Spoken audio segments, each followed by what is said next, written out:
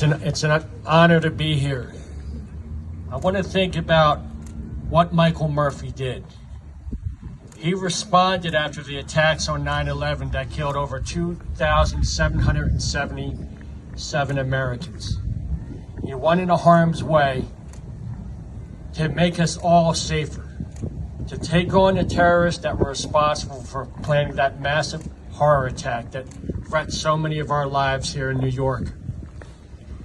And one of the other things he did is him and his men are in a real tight spot. And what does he do? He puts himself at risk. He gets a sat phone and he sends out an SOS. He's sending out an SOS for help. Hey, we're in trouble. My guys are in trouble. He put his life at risk, and he was a gentleman warrior. Now, I'm sending out an SOS in the spirit of Michael Murphy.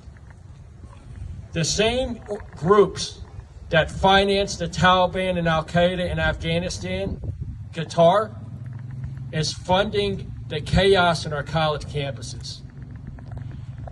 And out of the spirit of Michael Murphy, I'm sending out an SOS saying we need to address it.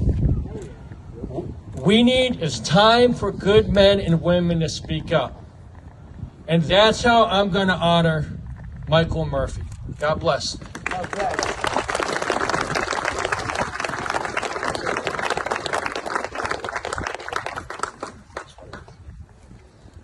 Hey everybody, my name is Larsen. I was a lieutenant commander. I served 13 years in the SEAL teams. 25 years ago, I walked into the Buds barracks room, 618.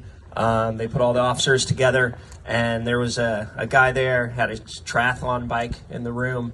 He asked me where I was from. I said California. Don't hold it against me. And then I asked him where he was from. He said Strong Island, and the next words he said to me were, "You want to go for a run?"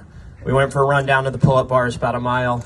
We did a workout based on the old Stu Smith pyramid. Ended up being 100 pull-ups, 200 push-ups, 300 air squats. Then we ran back to our room at 618, another mile. We would do that workout over and over again. When Mike went to the teams, and I went to SEAL Team 1, he went to SDV Team 1, we'd continue to do that workout. We made it spicier. Back when we were Bud students, we didn't have body armor, but once we got to the teams, we threw body armor into the mix. And we loved that frickin' workout. And when we lost Mike, this is obviously the 20th year anniversary when we lost him.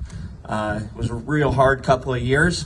And then as Murph Memorial Day workout and Murph Challenge gained popularity over the years, I realized that nothing honors Mike's memory better than coming out here and engaging in sweat and sacrifice, doing hard things, which Murph loved, challenging yourself, growing a little bit every day. I know he's up there smiling down. There's no better way to honor his legacy of paying the ultimate sacrifice than by doing this morning. So thank you for coming out here, joining me, honoring my roommate, honoring the Murph family, and let's get after it. Hoo-yah.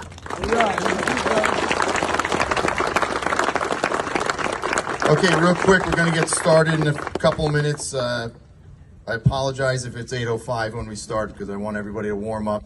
But just a quick couple of things with etiquette. I know not everybody knows each other, so let's just be mindful of each other. We're all not trying to break a world record here, but if you're trying to RX or do your personal best, try to make sure that you set yourself up where you have space, okay? There'll be other people that might be sharing pull-up bars or working together or modifying to make it easier for themselves so they can do the Murph. So let's just be mindful of everybody, okay?